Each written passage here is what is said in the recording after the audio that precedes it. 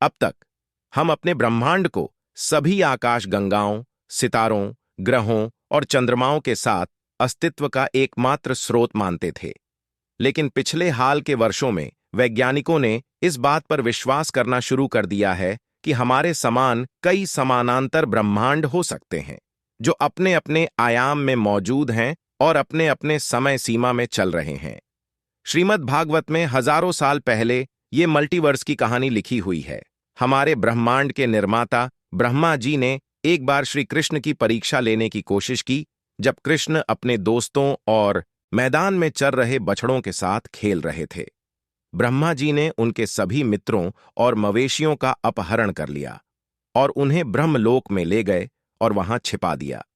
श्री कृष्ण सर्वशक्तिमान होने के नाते पूरी स्थिति को समझते थे और उन्होंने अपने सभी लापता दोस्तों और गायों के रूप में खुद को कॉपी किया, ताकि किसी को पता न चले कि वे मूल रूप से गायब हैं, अन्यथा गांव में अराजकता पैदा हो जाती।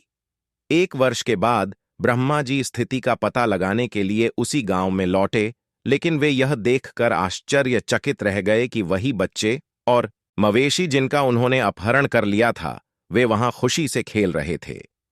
वह पूरी तरह से उत्सुक स्थिति में थे कि सामान्य प्राणी एक ही समय में ब्रह्मलोक और पृथ्वी दोनों पर कैसे रह सकते हैं। अपने अति आत्मविश्वास के कारण ब्रह्मा जी समझ गए कि यह सर्वशक्तिमान की एक जादुई चाल थी और उन्होंने उनसे पूछा कि यह कैसे संभव है।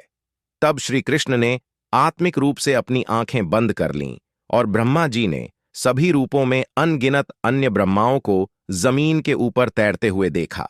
किसी के 10 सिर थे, किसी के 100, जबकि किसी के हजारों थे, और वे सभी एक साथ सर्वशक्तिमान की पूजा कर रहे थे।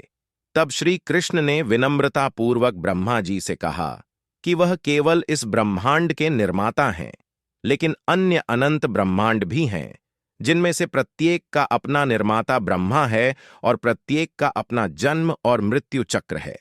इस प्रकार भागवत पुराण में वर्णित इस कहानी के माध्यम से श्री कृष्ण ने ब्रह्मा जी के माध्यम से हमें मल्टीवर्स की अवधारणा से सीधे अवगत कराया। वीडियो अच्छा लगा हो तो सब्सक्राइब करें।